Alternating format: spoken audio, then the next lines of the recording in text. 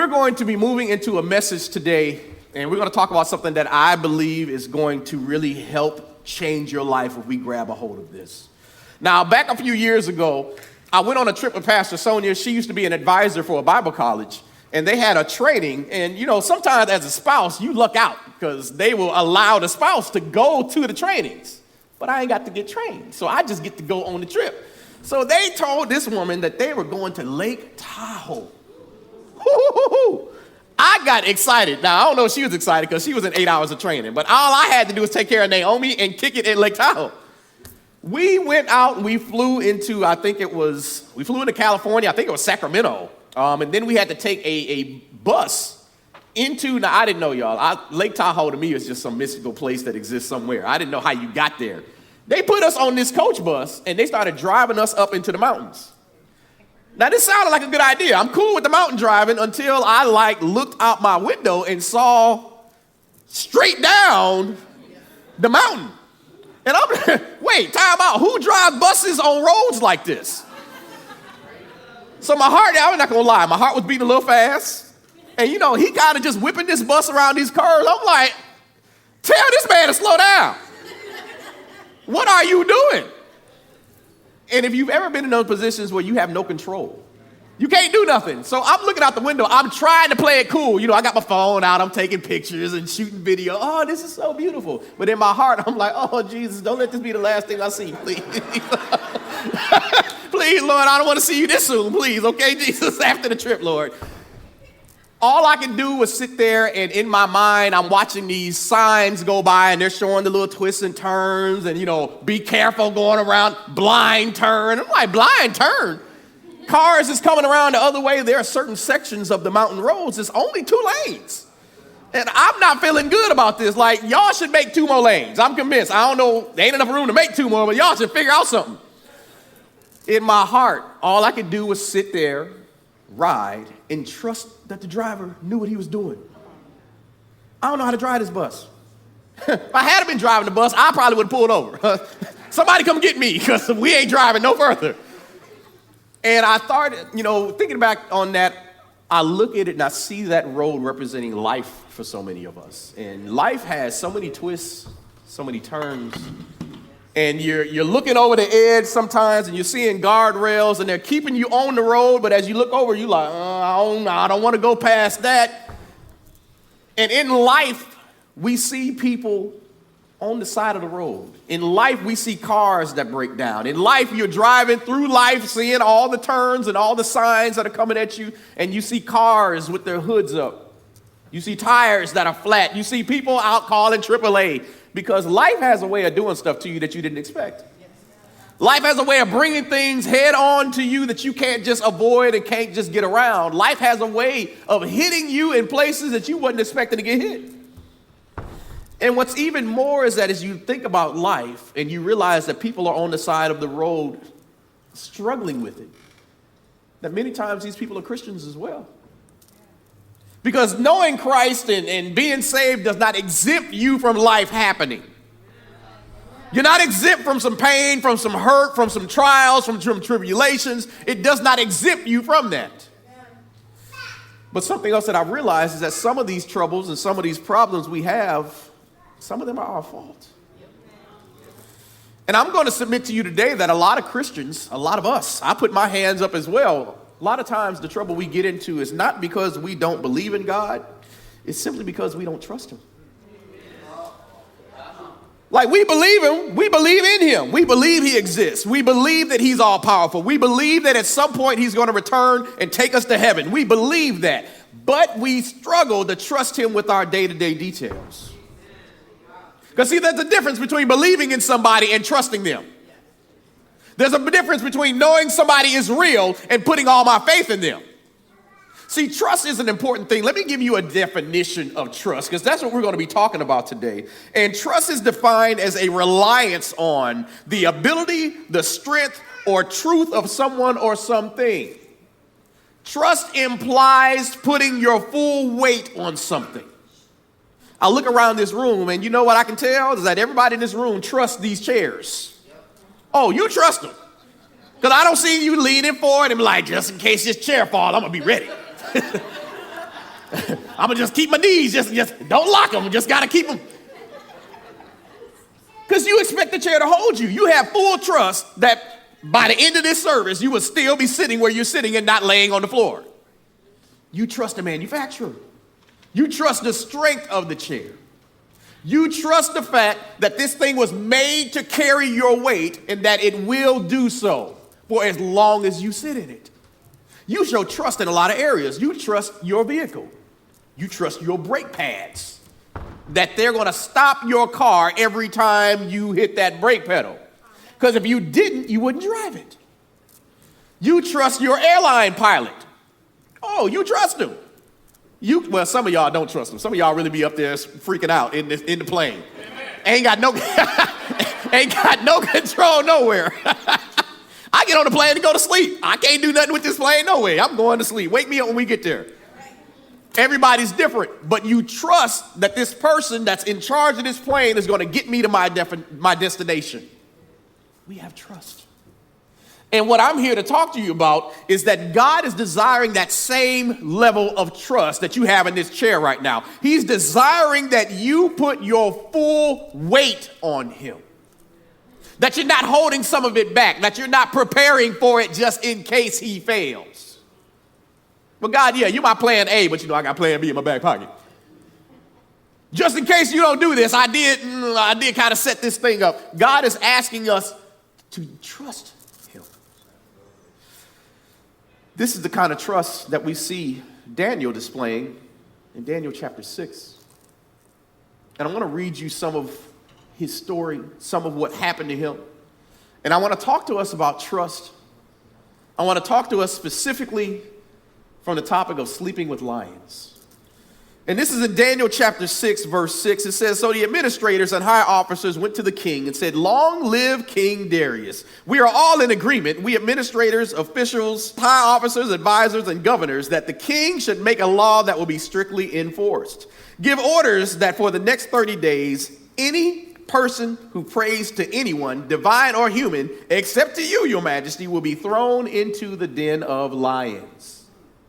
Skipping down to verse 10, it says, but when Daniel learned that the law had been signed, he went home and knelt down as usual in his upstairs room with its windows open towards Jerusalem. He prayed 3 times a day, just as he had always done, giving thanks to his God. Then the officials went together to Daniel's house and found him praying. Now, look, y'all, these officials is kind of bogus. They just so happened to stop by his house and find him praying. You know, people are watching you. Can I remind you of that? People are watching you. Even when you don't think they're watching you, they are. And the things that you're doing, definitely the things that honor and benefit your God, they're taking notice. They found him praying and asking for God's help, so they went straight to the king and reminded him about the law that they talked the king into putting into place, probably to catch Daniel. And in verse 16, it says, so at last the king gave orders for Daniel to be arrested and thrown into the den of lions. But the king said to him, may your God whom you serve so faithfully rescue you. In verse 19, it says, very early the next morning, the king got up and hurried out to the lion's den. And when he got there, he called out in anguish, Daniel, servant of the living God, was your God whom you serve so faithfully able to rescue you from the lions? And Daniel answered. And sometimes that's a prayer right there just in itself. Daniel answered, long live the king. My God sent his angel to shut the lion's mouth so that they would not hurt me. For I have been found innocent in his sight, and I have not wronged you, your majesty. The king was overjoyed and ordered that Daniel be lifted from the den. And here's the great part. Not a scratch was found on him, for he had trusted in his God. He had trusted in his God. Not a scratch was found on him. So look, you all, when they did the lion's den thing, this was not just let's throw you in the pit to see what happens. This was a punishment on purpose. The lions typically were not fed well. Why? Because when we throw people in here, the plan is for you to be their lunch. Them lions is roaming around looking up like, just throw anybody down here. Anybody, we don't care. This ain't 8 in 2-3 days. So just being thrown in was automatically a death sentence. And it's amazing to me how God will allow us to walk out of situations that should have killed you. It's amazing when God will allow you to live through stuff that killed other people. When you can look at your life and realize, I shouldn't be standing here. How many other people died in this lion's den, and here I am with not a scratch on me because I learned how to trust in God. It's an amazing thing. There's no way he should have come out of there with not a scratch. Like they didn't bother you at all. We serve an amazing God. So I want to deal with you all with two specific questions today. Question number one is, why does Daniel trust God? Why does he trust him? See, you know, when you get into these type of situations, that's not a good time to start learning how to trust. You want to have some faith and trust, hopefully built up before the lions are circling, before you get thrown into the pit, before it looks like it's a life and death situation. And if you are listening to me, I pray that we'll all be able to understand why Daniel trusted God the way he did. Well, first of all, Daniel has seen God deal with life and death situations before. So at this point in time, historians say that Daniel was probably about 80 years old. And many times we have this idea in our mind, and maybe even from some of the pictures, that Daniel was younger, 20, 25. Daniel has lived for a while, and he's seen God do some stuff. This is why when the verdict went out that the king has passed this law that you can no longer pray to anybody else but him, Daniel was just like, I'm going to go right back to my same living room in front of my same window, and I'm going to pray to the same God I've been praying to, because I've watched him do stuff. And the last thing I'm worried about is a life and death situation when I know who my God is. So we look in Daniel chapter 2, and we see this crazy story. King Nebuchadnezzar at that time has this crazy dream. And it disturbs him greatly to the point to where he calls all of his sorcerers, all his magicians, all of his astrologers, all of his wise men together. He brings them into a room and he says, hey, I had a nightmare last night, and I need y'all to tell me what it means.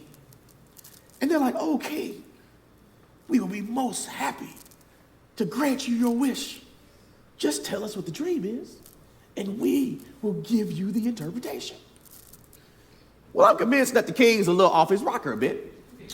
This king looks at them and says, no. How about you tell me what I dreamed, and then you interpret the dream that you said I had. Anybody else see a problem with this? You done brought me all the way here from Timbuktu to tell me to interpret your dream, but now you won't tell me what the dream is? So they actually start arguing with the king. Okay.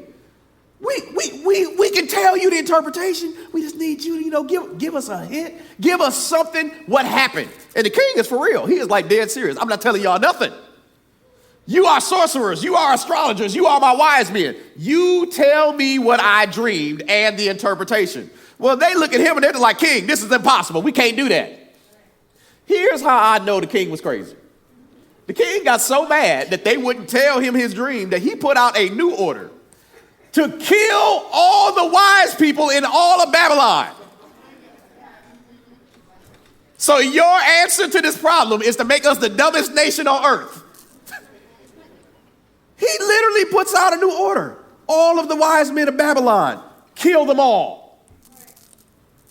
According to Daniel chapter 2, verse 13, and because of the king's decree, men were sent to find and kill Daniel and his friends.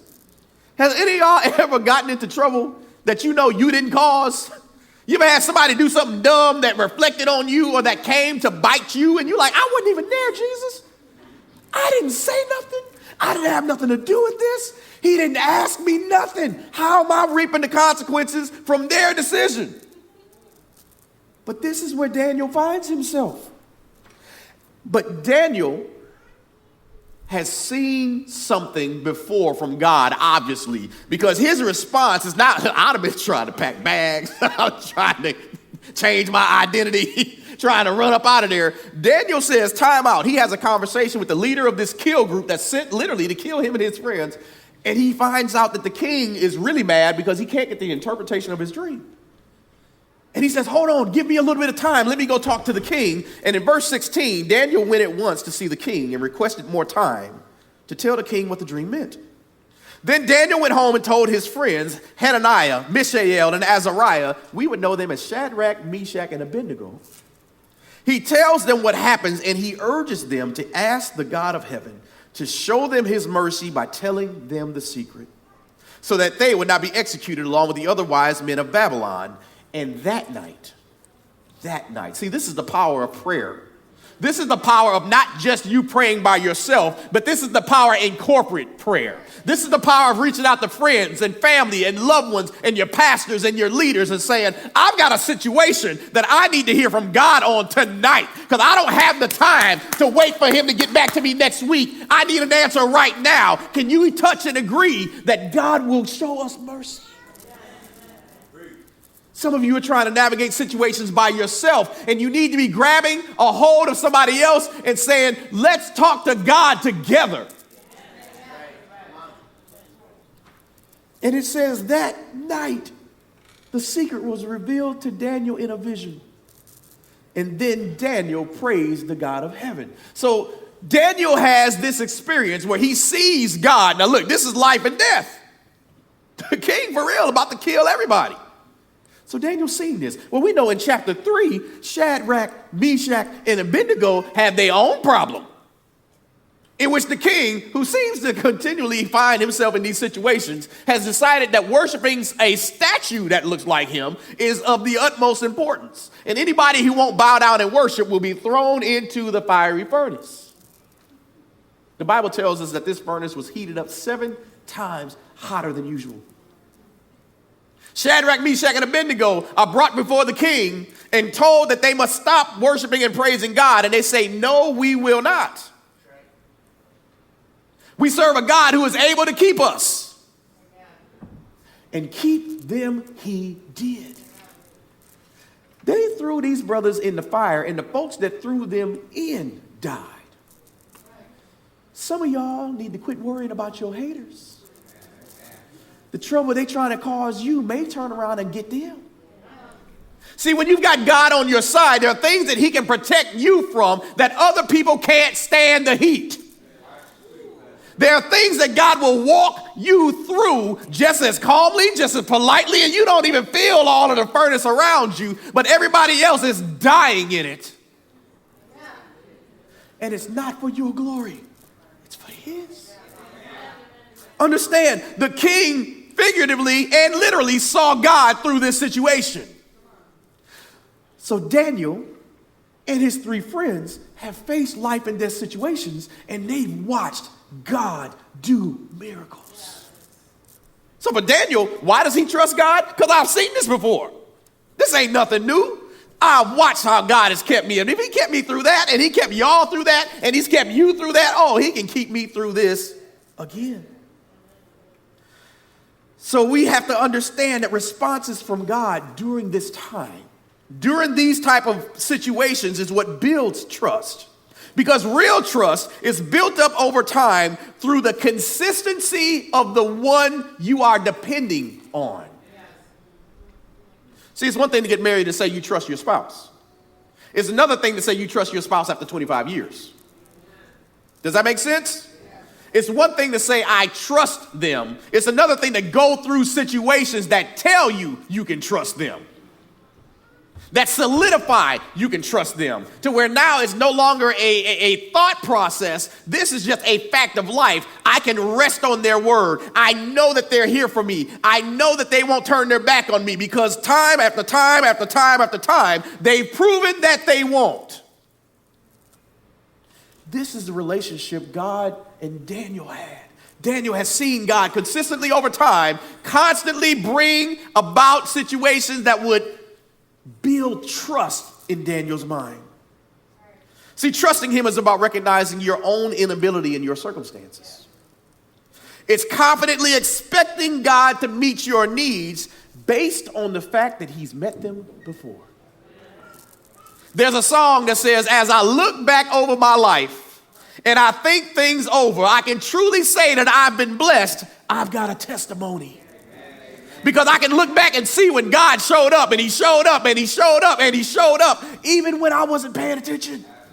Even when I didn't love him, even when I didn't know him, even when I wasn't praising him, when I wasn't living for him the way I was supposed to, I can look back and be like, God, you kept me.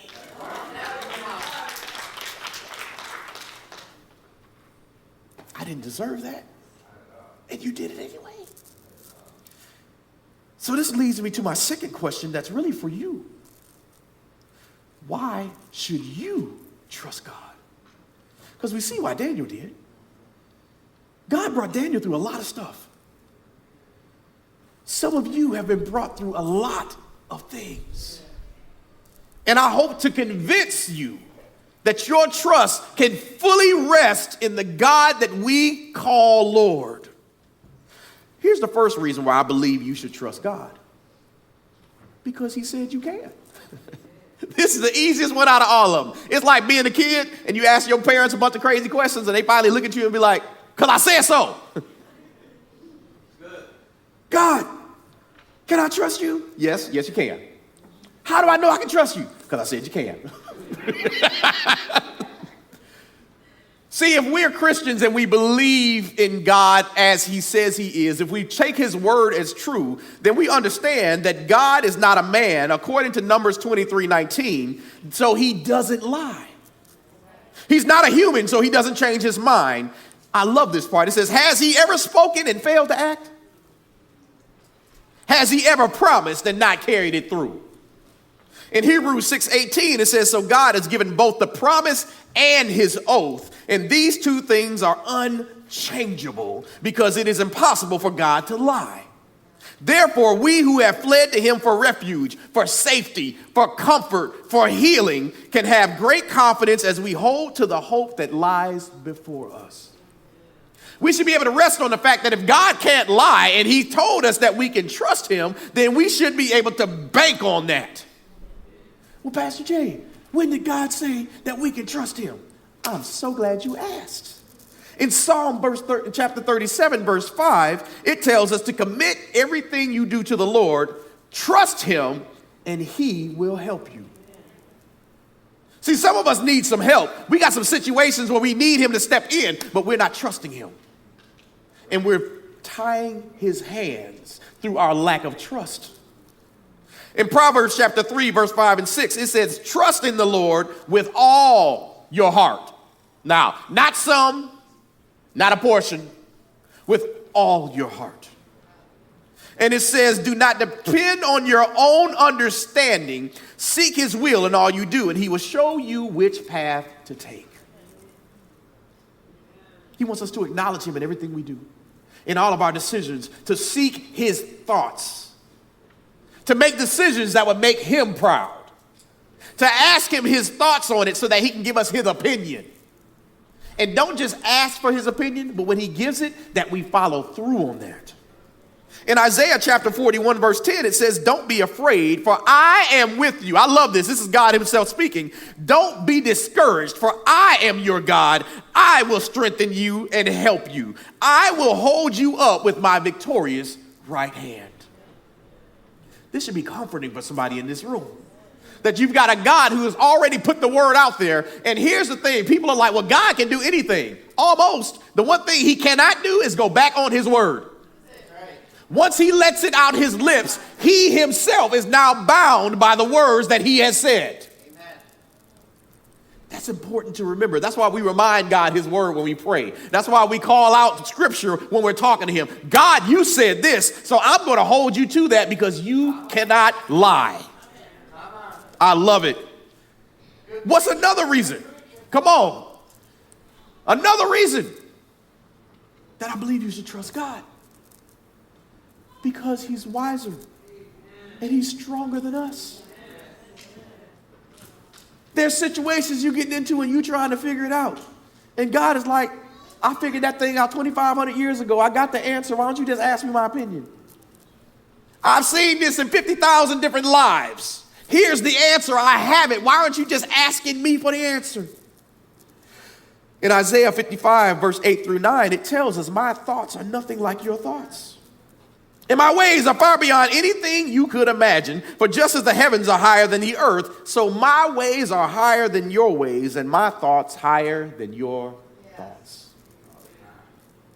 1 Corinthians 1:25, which is the verse I found hilarious when I came across it. It says, for the foolishness of God is wiser than human wisdom, and the weakness of God is stronger than human strength. God said, when I'm just playing around, when I'm just acting stupid, I'm still smarter than y'all. God said you can take the smartest human you've ever met on the face of this earth. You can give them all the PhDs you want. They can be somebody that can rattle off facts till Jesus literally comes back. And God says that brother, being the best of all mankind, is still looking up at my floor.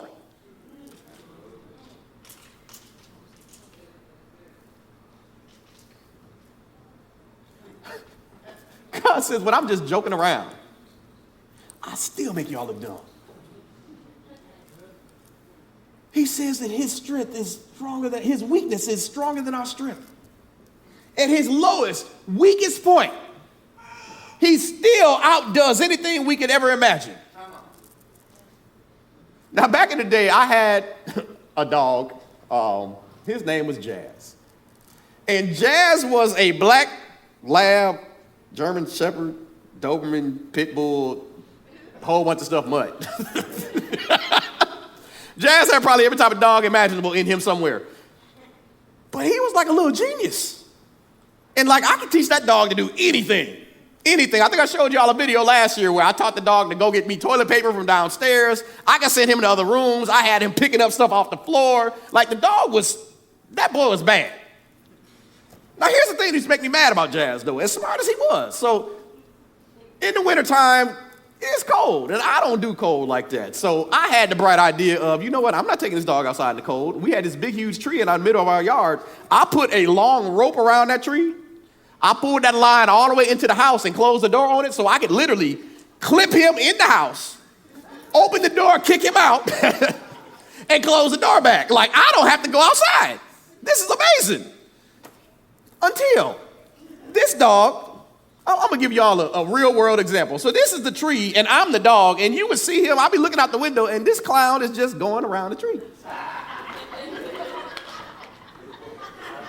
And I'm like, what are you doing? And he's going around the tree, and of course, as he's going around the tree, the cord is getting shorter and shorter. I'm slow, too. I open the window. Hey! Go back around. Go back around the other way. Go that way. Don't go. And he's looking at me like, no, go around the tree. Don't go this way. Stop, sit, lay down. Hey, what are you doing? I'm screaming at the dog. Now, you understand, go to the basement and bring me toilet paper, but you don't understand, go back around the tree? So I'm giving him directions. I see what's coming. I see what's about to happen. And he's just going around, and I can see he's trying to figure out what I'm saying, so he kind of stops, and then he go back, and finally, he's up on the tree like this. And he looking at me, hey. Now I'm mad for real, because now I got to go outside. Because I tried to tell you, quit going around the tree. Go the other way. Do what I'm telling you to do. But no, because you know why? Because the dog decided he was going to lean to his own understanding. This dog has gotten himself entangled in a situation that I saw coming. And I'm trying to warn him. You don't want these problems. This is going to restrict your freedom. This is going to take away everything that you're trying to do with your life right now. I'm trying to help you. And as I put on my boots and my coat to go outside this door, as smart as he is, he's still a dog. And even though you're an intelligent dog, my thoughts are still higher than yours. Even though you thought you knew what you was doing, and it seemed like a great time at first, now you got to look to somebody else to help you out of this situation. And I'm convinced that God looks at some of us the exact same way. God sees us going around the tree, And he's in the window, hey, don't do that. And we like,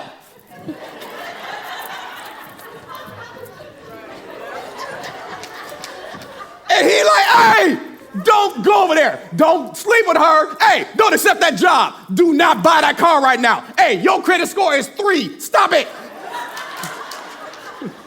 God is telling us to stop doing stuff because he sees the end. He knows what's coming. But because we think we know what's best, we think we can figure it out, we think that our thoughts are better than his, we don't listen. And before you know it, you all up on a situation and you can't get out of it. And you like, Jesus, hey. Sounding just like Jazz was. And now, at the end of it, you want to ask God to step into your situation and help you out of it. When you could have just trusted him when he first told you to stop playing around with that, you could have listened then and avoided the whole situation. But we don't want to do that because we won't acknowledge that maybe, just maybe, he's smarter than us. Maybe, just maybe, he can see something we can't see. Maybe pilots flying planes need air traffic control because they have things on their radar that you can't see on yours. God's wiser. He's stronger. He can see the end from the beginning. You should trust him for that.